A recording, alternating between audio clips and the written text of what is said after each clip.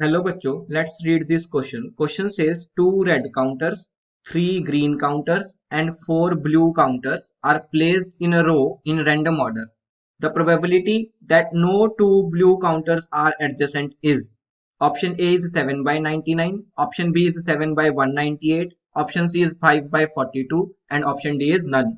तो सबसे पहले इस क्वेश्चन का की कंसेप्ट डिस्कस करेंगे और की कंसेप्ट क्या है?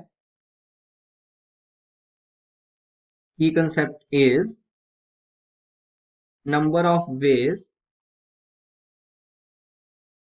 to arrange n objects in a row is n factorial.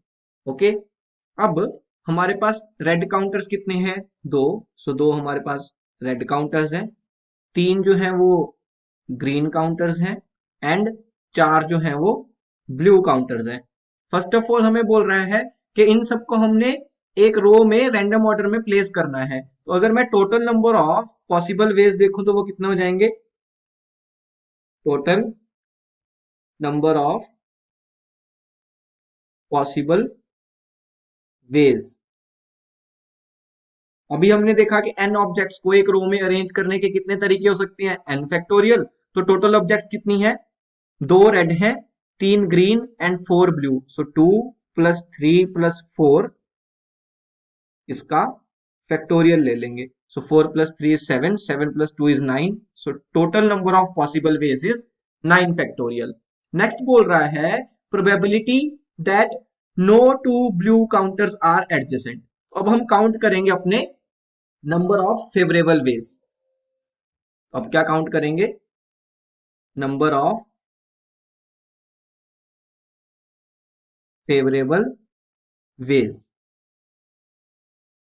वो कैसे कर सकते हैं? देखो, सबसे पहले मैंने क्या किया कि हमारे पास जो दो रेड और तीन ग्रीन काउंटर्स हैं इनको एक रो में अरेंज कर लिया. सो दो रेड और तीन ग्रीन इनको एक रो में अरेंज कर लिया. तो टोटल प्लेसेस कितनी होगी? 5. सो 1 2 3 4 एंड 5. तो इनको अरेंज करने के वेज कितने हो गए? 5 फैक्टोरियल. नेक्स्ट स्टेप क्या होगा? नेक्स्ट स्टेप है, अब हमें क्या करना है? ब्लू काउंटर्स को प्लेस करना है और उन्हीं पे रिस्ट्रिक्शन है. और रिस्ट्रिक्शन क्या है कि no two blue counters are adjacent. मतलब कोई भी दो ब्लू काउंटर्स जो है वो साथ में नहीं आ सकते. तो मैं क्या बोल सकता हूँ कि ब्लू काउंटर्स कहाँ कहाँ आ सकते हैं? इन पांचों को जैसे हमने अरेंज किया इनके बीच के जो गैप्स है वहां पे आ सकते हैं. मींस ब्लू काउंटर जो है वो यहाँ आ सकता है. Next blue counter can be here और can be here. Similarly total places ऐसी कितनी हो जाएंगी? 6 हो जाएंगी. तो ऐसी 6 प्लेसेस हैं जहां पे ब्लू काउंटर्स आ सकते हैं. बट हमारे पास ब्लू काउंटर्स हैं कितने? 4. तो पहले क्या करेंगे? इन 6 में से वो 4 प्लेसेस चूज करेंगे. तो उनके चूज करने के नंबर ऑफ वेज हो जाएंगे 64. अब हमने 4 प्लेसेस चूज कर ली जहां पे 4 काउंटर्स को प्लेस करना है. तो उनको प्लेस करने के नंबर ऑफ वेज हो जाएंगे 4 फैक्टोरियल. तो यहां से मेरे पास क्या आ गया? Total number of favourable ways आ गए. अब प्रोबेबिलिटी निकालने के लिए क्या कर सकते हैं?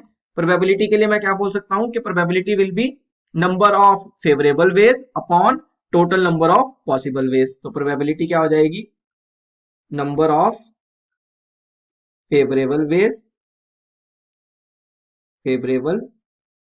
Veg upon total number of possible ways. Total number of possible ways. Okay, तो यहां से क्या आ रहा है? देखो, प्रोबेबिलिटी इज फेवरेबल वेज कितने हैं? 5 factorial multiply with 6c4. 6c4 हो जाएगा 6 factorial upon 4 factorial into 6 minus 4 that will be 2 factorial. तो ये 6c4 हो गया. Next is multiplication with 4 factorial. ये मेरे पास क्या आ गए? मेरे फेवरेबल वेज आ गए. टोटल वेज कितने थे? 9 फैक्टोरियल. तो 9 फैक्टोरियल से डिवाइड कर देंगे. अब 4 फैक्टोरियल से 4 फैक्टोरियल कैंसिल होगा, बचेगा क्या?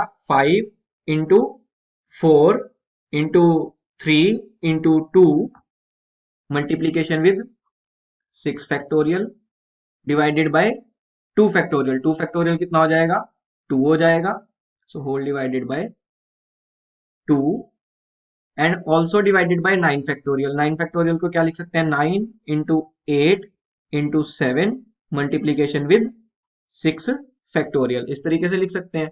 अब 6 फैक्टोरियल से 6 फैक्टोरियल भी कैंसिल होगा, 2 से 2 कैंसिल हो जाएगा, 4 और 8 भी कैंसिल हो जाएंगे तो 2 बचेगा, 3 एंड 9 कैंसिल होके 3 बचेगा। तो यहां से प्रोबेबिलिटी कितनी आ गई, प्रोबेबिलिटी इज, न्यूमिनेटर में बचा 5 और डिनोमिनेटर में क्या बच गया, 3 इंटू 2 इंटू 7, सो 3 इंटू 2 इंटू 7 कितना आ जाएगा, 3 into 2 will be 6, 6 into 7 is 42, सो 5/42 आ गई हमारी प्रोबेबिलिटी की value.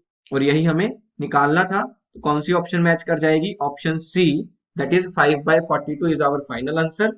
Hope you understood it well, best of luck, thank you.